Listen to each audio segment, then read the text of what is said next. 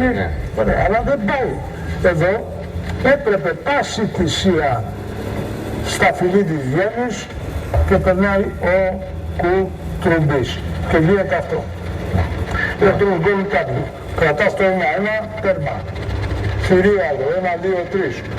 Ο Κουτρουμπής θα σηκώσει τον Μανολάκη και τον Παπασταθόπουλο και ο Μανολάς και ο Παπασταθόπουλος θα σηκώσουν τον Κουτρουμπή. Θα τους δώσει και λίγο στο τέλος και λίγο θάρρος και λίγο Βάλεις τρία ψηλά παιδιά, το πάρεις.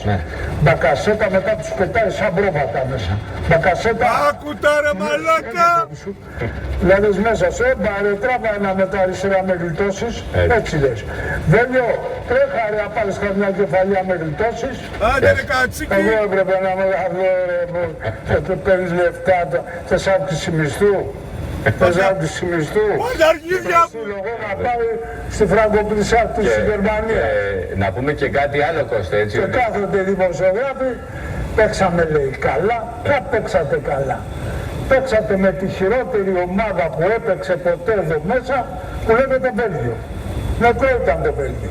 Τι πάμε δεν έκανε. Ναι.